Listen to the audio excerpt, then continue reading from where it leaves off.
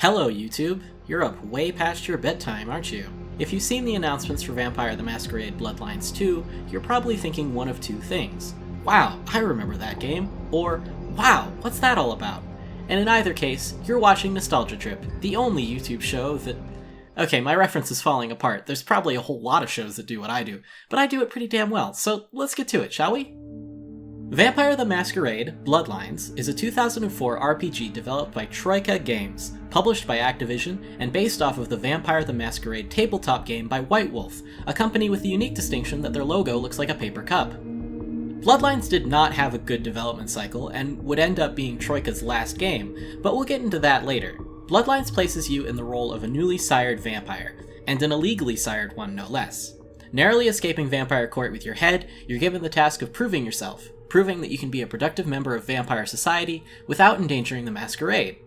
The Masquerade is the formal name for, well, vampire common sense. You can't let humans know you're a vampire. Other than that, you can basically do anything you want, excluding the fact that you are still on the Vampire Prince's leash anyway. Gameplay, thusly, has you running all over the game's 4 hub worlds, completing errands, currying favor, and generally being an unlikely hero, or villain, depending on how you look at it, to the surprise of the many people both secretly and openly trying to get you killed. How you accomplish this, however, is up to you. Being one of those games built with the intent of being pretty faithful to the tabletop source material, the role-playing part of Bloodlines is taken pretty seriously, right down to your character sheet, which you flesh out with stat points as you progress through the game. Go full combat with swords, guns, and vampire superpowers, or throw your points into stealth and trivialize what would be challenging combat areas. Or you could go one step further and talk your way out of those problems before they even begin with the various social talents, letting you persuade, seduce, and intimidate with ease. Speech checks are all pass-fail, rather than dice or percentage-based, so if you see this colorful HTML, you've already succeeded. This telltale text also makes Bloodlines possibly the only role-playing game to really encapsulate the feeling of online roleplay. Bloodlines' big strength is in its cast, not just because there are some real kooky characters, but because they're not just there to spoon-feed quests to you. You're not immediately accepted as friendly by everyone you meet. In fact, the number of people you can trust is shockingly low, and while people definitely have problems that need solving, they've got other things on their mind too. Bottom line is, Bloodlines has a remarkable variety of NPCs, both in terms of models and personalities, and they're striking enough that I can still name most of them. You've got Nines, LaCroix, Damsel, Skelter, Jack, Pisha, Chunk, Flynn, Isaac, Romero, Jeanette, Therese, Yuki, Mingzhao, Zheng.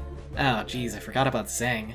I came to America after discharge from Chinese herbal remedies forces to help aging parents restore.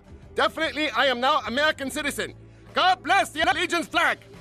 Look, point being, there are a lot of them. Some of them, like Zheng, and some of them actually very good. What a scene, man! Hoo-wee! Then they just plop you out here like a naked baby in the woods. How about that? Of course, you can't please every single one of them. Sometimes you'll have to make a choice, and the choices you make throughout the game all have effects and consequences, some of which result in a slap on the wrist or you the player feeling a little bit bad about yourself, and some of which result in more serious repercussions, like locking off certain quests or even endings, or serving you a game over right then and there. You're incentivized to be mindful of the Masquerade because violating it enough times is a fail condition. You can't go around murdering humans at will either, even if it might be protecting the Masquerade. Killing innocents takes away a little bit of your humanity. Both of these balancing mechanics are measured on your character sheet. Humanity is a scale from 0 to 10, and you have an allotment of 5 Masquerade violations before you get that game over we talked about. When your humanity gets low, you don't game over, though you do suffer consequences, such as losing out on certain dialogue options and being at a higher risk for frenzy. Frenzy is what happens when a vampire gives into their hunger.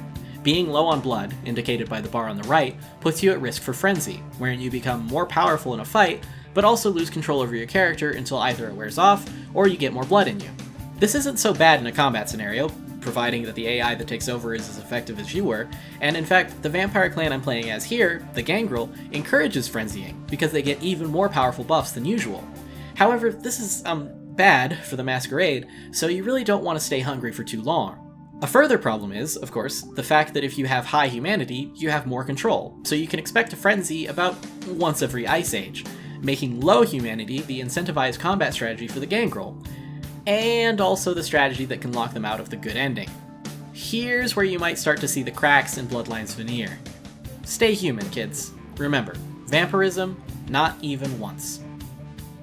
But what kind of vampire do you want to be, though? While there is no character customization in terms of appearance, unless you count ticking a little box that says you're prettier now, Bloodlines allows you the choice between 7 vampire clans, each with their own set of 3 vampire superpowers, rather boringly referred to as disciplines, as well as unique little quirks. You've got the Bruja, born to be wild, the Gangrel, born to be wilder, the Tremere, a little bit too into blood, the Toreadors, a little bit too into humans, the Ventru, way full of themselves, the Malkavians, way full of multiple personalities, and the Nosferatu, who are so out of the closet they're marching in the parade. The vampire parade, I mean. What'd you think I meant? Nothing. Forget about it. Each clan gets a little bit of unique treatment, usually by way of other vampire clans recognizing yours and treating you differently for it. For instance, the game's most prominent Gangrel character, Beckett, can have a couple good chats with a Gangrel player character about the nature of their condition. Here, however, we enter into some interesting territory. I mentioned choice before, and it's worth mentioning that sometimes that choice is very real. Quest paths can go substantially different ways, and how much a character likes you is a real, recorded statistic based on how you act toward them. Couldn't stay away, could you? That's Miss Valor to you. However, there are many more cases where choice doesn't matter. You get this with a lot of RPGs, particularly ones that are voiced. You might have a wealth of dialogue options to pick from, but that doesn't mean they're at all different. I'm not talking about moments where you're purposefully not given a choice for effect. I'm talking about the illusion of choice at all, saying 2 different things and getting the exact same dialogue in response. The doors have been opened. The doors have been opened. The brat. The doors have. But the fact that this is so prominent in RPGs means that where a game goes above and beyond, it's worth bringing up. And Bloodlines does. It's also a great example of Bloodlines' overreaching ambition, the promise of depth and scope that was outside the bounds of both budget and time. Most of the clans only have minor differences, but there are 2 that provide unique spins on the game to the point of practically being New Game Plus modes. These are the Malkavians and the Nosferatu. Malkavians hear voices. They're future seers at best and paranoid schizophrenics at worst. And maybe it's not a very sensitive portrayal of mental illness, but what it is a full replacement of all player text. Everything you can say is different now. The intent is the same, but the writing, and frequently the responses, are all different. You speak differently than anyone else, and characters will recognize this, usually with some variant of, fuck, not this shit again. Oh, shit, you're a Malkavian, aren't you? Damn, that's the last thing I need. I'm bleeding all over the carpet, I can't even understand what the hell you're saying. But Future Seer, right?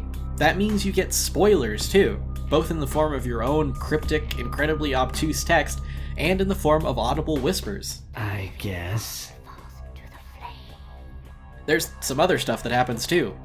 It's whack. Police have stated that vigilantism will not be tolerated, and that they know it was you. Only one clan gets to experience this. That's really cool. It also gives me a whole new crop of lines to use when I'm dissociating too hard to carry out a conversation. I have left the building. Excuse me. The Nosferatu, on the other hand, won't be doing much talking to anybody, or at least not any humans. See, their very existence is a Masquerade violation. Oh my. Oh my. Good God. Don't they have street cleaners around here?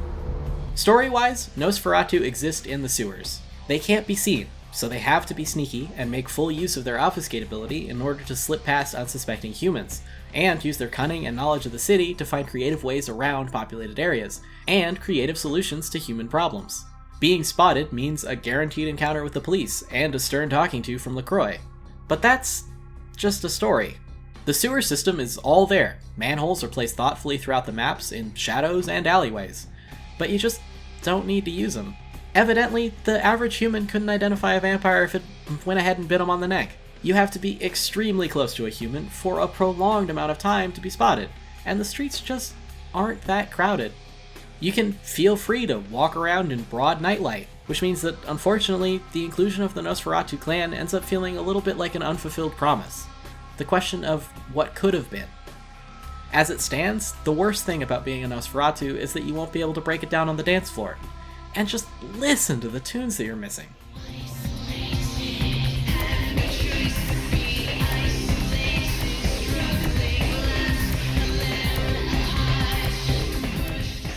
You could basically replace any music in the game with some Linkin Park tracks and get roughly the same effect. And you know what? That works. Bloodlines manages to embody a strange zeitgeist of the early 2000s, albeit a moody, dingy one, just as concerned with sex and nightclubs as it is with political activism and the establishment. Remember when Linkin Park did songs about the war in Afghanistan in addition to the songs about how sad they were? Yeah, it's kinda like that. But to reduce it to a sort of accidental period piece, something to point at and say, this is really early 2000s, would be to downplay the ambitious project that it was. I mentioned before that Bloodlines was Troika's last game.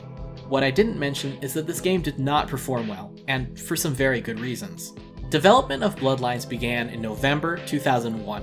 Troika was founded only a few years prior by 3 men who had previously worked on Fallout 1 and 2, and coming off of this history, Troika wanted to make an RPG in a first-person style, feeling that isometric RPGs, like Fallout, had become old and tired. Thus, looking to revitalize the genre, Troika picked their engine based on the facial animations that would give emotion and depth to their characters. And the engine that they picked was Source Engine. Oh, yikes. Now, Source Engine was a pretty big deal on its release. It was praised for its lighting systems and its physics engine, among other things, and has been used in absolutely tons of games since, both by Valve and outside studios. Apex Legends by Respawn Entertainment uses an extensively updated Source Engine, and it just released February 2019. But Apex Legends has its own pretty serious problems, and we're not talking about 2019 here, we're talking about 2001. At this point, Source Engine was still being developed for use with Half-Life 2. Troika would be the first outside studio to use the engine, and this came with problems. Namely, on top of being all new and unfamiliar, Source wasn't finished. Troika had to write their own code and their own tools to patch up unfinished or unsatisfactory parts of the engine, and when they inevitably hit snags, they only had Valve to turn to for technical support. One of the missing elements in the unfinished Source Engine that Troika got was AI coding, which I can only presume is what led to stealth sections that play out like this. Who's there? Who's there? Hey, who's there? Who's there? Who's there?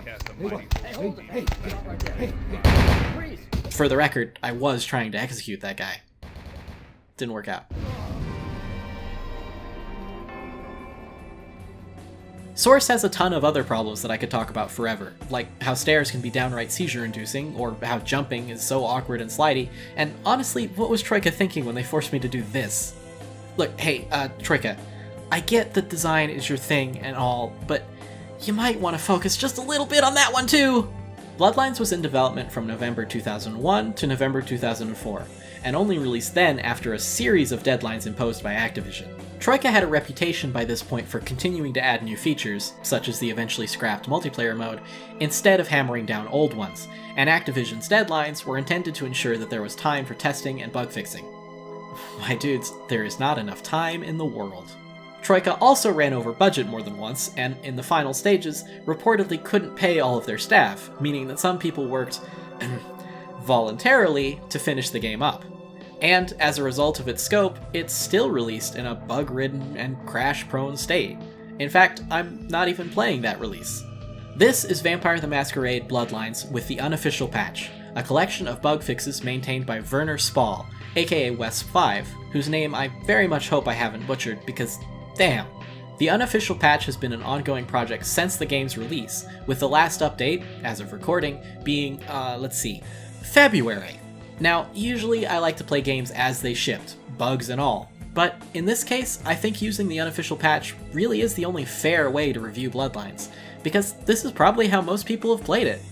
And even with this patch, I still ran into bugs, including a game-breaking one wherein participating in a mission that takes place in the old theater, which just so happens to be the same building the intro cutscene is in, causes Bloodlines to think you've only just left that cutscene and have restarted the game, resetting all quest flags and NPC states. And in fact, I could have gone one step further than the unofficial patch. The Plus patch, an optional add-on to the unofficial patch, not only fixes bugs, but adds cut content, some community content, and rebalances the oftentimes questionable combat. I didn't do this, however, because I'm some sort of purist, I guess, and must evidently enjoy getting the shit kicked out of me by every single boss. Bloodlines was a very ambitious game, but the deeper you go into it, the more layers you pull back, the more you start to see where it really started to go downhill. The early stages of the game are eerie, atmospheric, and oftentimes downright scary.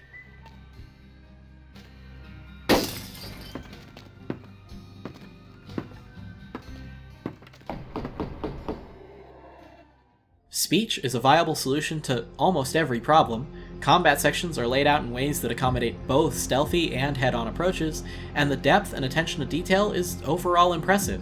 But the longer you play, the more all of this peels away, until you're left with the final stretch leading up to the ending, which is several levels of 100% no-holds-barred combat. Combat which is mostly mashing left-click, occasionally using a superpower, and chugging blood packs while the bosses run circles around you, because the vast majority of them can teleport, and you can't. And hey, it's possible you're not even spec'd for combat! I hope you've been hoarding XP like I have, because otherwise it's cheating time! But, you know, for all that I'm ribbing it, Bloodlines is still gripping enough that I wanted to play it again. The things that it does right, it does very right. And there's a reason that people still remember it, even 15 years later. There's a reason it's getting a sequel in March 2020. Unfortunately, there's also a reason Troika closed. Going over budget no less than twice, struggling against multiple deadlines, dreaming far bigger than their team or their engine could handle, what they created is a fantastic game, but it's also a mess of a game too.